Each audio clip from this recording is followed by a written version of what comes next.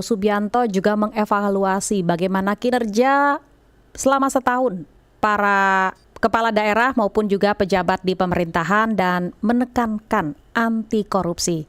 Angka korupsi masih terjadi hingga saat ini, bahkan setahun lebih pemerintahan Prabowo Subianto. Kita akan bahas lebih lanjut dengan peneliti Pusat Kajian Anti Korupsi atau PUKAT dari Fakultas Hukum Universitas Gadjah Mada, Yogyakarta, Zainur Rohman. Selamat pagi. Iya, salam sehat Bapak. Sehat selalu, salam sehat. Amin. Pak Zainur, ini kalau kita lihat ya, setahun pemerintahan Prabowo Subianto nampaknya masih sulit ya untuk benar-benar memberikan kata anti korupsi begitu. Ya karena memang kalau dikaji dengan jujur, belum ada program anti korupsi dari pemerintahan Presiden Prabowo. Artinya memang belum ada perubahan sistem hukumnya, belum ada reformasi institusi penegak hukumnya, belum ada perubahan dalam sistem politiknya, sehingga korupsinya juga masih sama. Mau peneliti itu dari pihak manapun, ya sampai sekarang memang tidak ada perubahan signifikan dalam pemberantasan korupsi di Indonesia. Korupsinya juga masih sama gitu ya. Dan korupsi itu tidak khas terjadi di daerah. Memang hanya bupati wali kota yang korupsi. Lah di pemerintah pusat juga korupsi sebenarnya gitu ya. Cuman karena kemarin momentumnya adalah presiden bertemu dengan para kepala daerah, seakan-akan kemudian yang disorot adalah kita sekarang melihat banyaknya korupsi di daerah gitu ya. Kalau saya katakan yang lebih tepat untuk menggambarkan situasi Indonesia adalah ternyata korupsi terjadi di mana-mana di Indonesia. Di level daerah betul, sampai level desa tuh. Yang utama adalah level pemerintah pusat. Level pemerintah pusat itu pegang anggaran lebih besar, pegang kewenangan lebih besar, pegang kekuasaan lebih kuat. Sehingga dampaknya juga jauh lebih merusak. Oke lah, tapi karena memang kemarin acaranya spesifik tentang pertemuan pemerintah pusat dengan pemerintah daerah, maka yang menjadi sorotan adalah korupsi di daerah itu masih merebak terjadi di mana-mana dengan pola yang tidak berubah dalam kurun waktu belasan tahun terakhir. Kemarin ada OTT Bupati Pati. Apa itu? Ya itu terkait dengan jual beli jabatan untuk level perangkat daerah, perangkat desa. Kemudian ada OTT Wali Kota Madiun. Apa itu? Terkait dengan perizinan, pengadaan barang dan jasa, pemerasan. Artinya sebenarnya polanya tidak ada yang berubah. Kenapa demikian? Sekali lagi karena sistem politiknya tidak berubah, penegakan hukumnya juga tidak berubah. Jadi ya kalau tidak ada perubahan dari sisi sistemik, ya kita juga masih akan melihat kok ke depan OTT kalau mau ya. Ini kan soal mau atau tidak mau. Penegak hukum kalau mau, ini ke depan masih akan ada OTT lagi terhadap para kepala daerah. Juga kalau mau juga terhadap para pejabat-pejabat di tingkat pemerintah pusat. Nah sekarang kan lagi diadili tuh Noel, Wamenaker ya, mantan Wamenaker. Itu kan pemerintah pusat gitu ya. Kalau pemerintah daerah terakhir memang adalah Bupati-Pati dan Wali Kota Madiun. Ya. Jadi atau mantan Menteri Agama begitu ya kasus terakhir ya. Ya kalau itu masih statusnya tersangka ya, belum sampai ke pengadilan. Jadi kita masih menunggu. Gitu.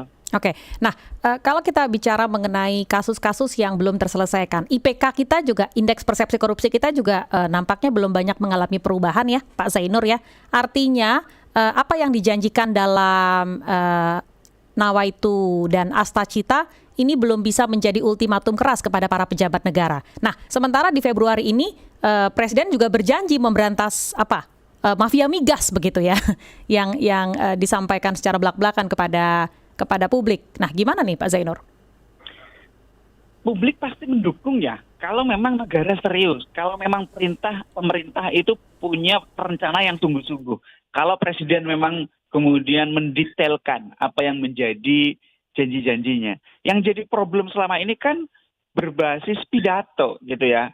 Jadi bukan satu proses perencanaan yang jelas dari pemerintah, misalnya dimasukkan dalam RPJMN, kemudian dituangkan di dalam rencana kerja pemerintah gitu ya, soal apa-apa yang harus dilakukan gitu kan. Nah selama ini kan kita dengar janji-janji pemberantasan korupsi itu levelnya masih berupa pidato. Akan kejar sampai Antartika itu para koruptor, akan membuat sel khusus di tempat terpencil, akan dan seterusnya ya, janji-janji pemberantasan korupsi. Termasuk juga Presiden sudah beberapa kali menyampaikan semacam peringatan ya kepada para kepala daerah, termasuk sudah mengumpulkan kepala daerah di dalam forum retreat di Akmil Magelang ya. Di dalamnya juga ada materi tentang anti korupsi. Begitu juga sudah mengumpulkan kabinet ya di retreat di Hambalang waktu itu. Salah satu materinya juga anti korupsi.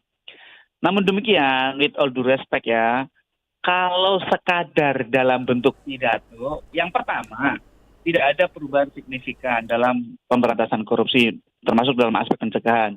Yang kedua, para pejabat itu tidak takut dengan pidato. Orang tidak akan mengurungkan niatnya untuk korupsi hanya karena pidato. Tidak. Harusnya memang pidato itu diturunkan dalam level kebijakan nyata. Dan itu belum ada sampai sekarang ya Pak Zainur? Lah, belum ada apa-apa, belum ada pengembalian independensi KPK. Revisi Undang-Undang KPK kan nggak ada sampai sekarang. Belum ada revisi Undang-Undang Tipikor, belum ada pembahasan RUU perampasan aset, ya belum ada membuat pengawasan di daerah yang independen. Aparatur pengawas internal pemerintah, APIP, itu kan berada di bawah kendali kepala daerah, dipilih dan bertanggung jawab kepada kepala daerah. Sehingga itu kan yang menjadi problem, mereka tidak bisa mengawasi kepala daerah dengan independen kan. Ya. Mereka takut dicopot oleh kepala daerahnya. Misalnya nih, inspektorat daerah kabupaten, kemudian menegur kepala daerah, Bapak atau Ibu jangan korupsi, apa kemudian tidak langsung dipecat dia? Dan itu sebenarnya bisa menjadi wewenang seorang presiden begitu ya? Ya semua bisa. Presiden itu punya kewenangan legislasi untuk membuat RUU perampasan aset. Baik, itu yang saya ingin tanyakan tuh Pak Zainur mengenai RUU perampasan aset. Ini kan memang sudah masuk ke prolegnas prioritas 2025-2026 dan targetnya disahkan 2026 sebagai instrumen utama. Tapi kayaknya belum kita lihat nih ya ada titik terangnya begitu ya, sama anggaran khusus yang Presiden janjikan untuk operasional pemberantasan dan pengejaran koruptor hingga ke luar negeri.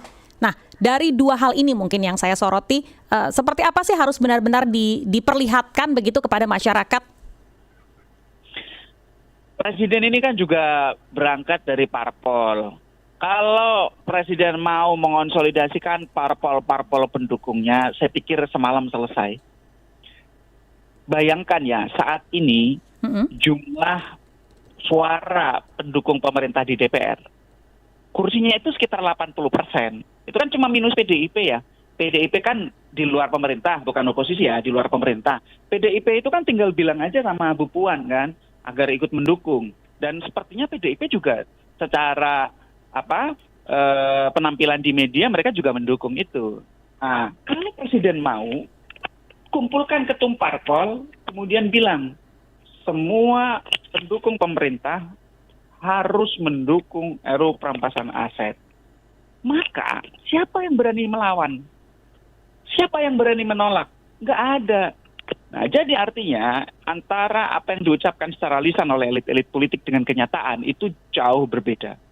RUU perampasan aset itu membuat ketakutan di elit politik kita. Takut menjadi bumerang kembali menghajar mereka. Kenapa ya? Karena mereka nggak beres. Itu saja sebenarnya. Saya pernah kasih saran kok kepada elit-elit kita. Udahlah buat aja tapi isinya mandul biar rakyat senang. Itu pun tidak dilakukan gitu ya. Padahal kan bisa mereka membuat undang-undang yang mandul. Yeah. Mereka kan mudah gitu ya. Itu pun tidak dilakukan. Mereka saking takutnya sama RUU perampasan aset. Apalagi kalau RUU perampasan asetnya itu tajam. Nah, nanti kalau tajam itu tergantung bagaimana penguasaan elit politik kepada penegak hukum. Seperti sekarang ya, sekarang kan APH kita diindikasikan tidak independen.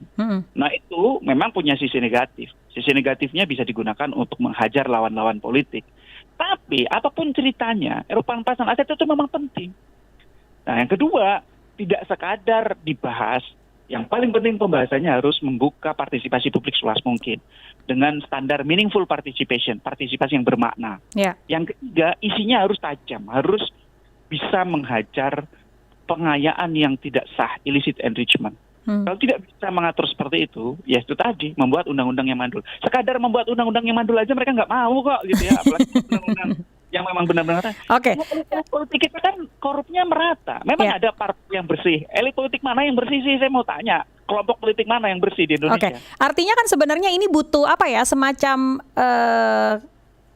implementasi nyata lah begitu ya, yang paling kecil aja yang bisa dilakukan. Nah, apa yang membuat Presiden nampaknya masih dalam tanda kutip retorika begitu, belum clean and clear menyelesaikan ini? Menurut saya menunggu tekanan publik. Kalau ada tekanan publik, elit politik kan baru bergerak. Ya enggak sih?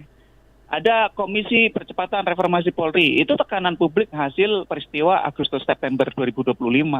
Kerusuhan di beberapa tempat yang berujung pada penjaraan rumahnya Sahroni yang katanya itu juga ada investigasi baru ya. Itu ada banyak kecurigaan mengarah koordinasi, rumahnya Sri Mulyani gitu kan, rumahnya Uya Kuya. Ya. Jadi sebenarnya elit-elit politik kita tidak punya kepentingan untuk memberantas korupsi. Loh, memang demikian. Pemberantasan korupsi itu kan bukan agenda elit. Oke. Agenda rakyat. Kalau rakyatnya diem, untuk apa elit memberantas korupsi? Apa sih pentingnya elit memberantas korupsi? Elit itu sudah nyaman dengan kondisi yang sekarang. Oke. Gitu. Itu yang dipikirkan ya. Rakyat bagaimana? Oke, baik kalau gitu. Pak Zainur, terima kasih banyak nih sudah ngobrol. Mudah-mudahan kita dapat pencerahan dalam waktu dekat nih ya. Selamat pagi, salam sehat, salam sukses. Zainur Rohman, peneliti Pusat Kajian Anti Korupsi dari PUKAD, Fakultas Hukum Universitas Gadjah Mada, Yogyakarta.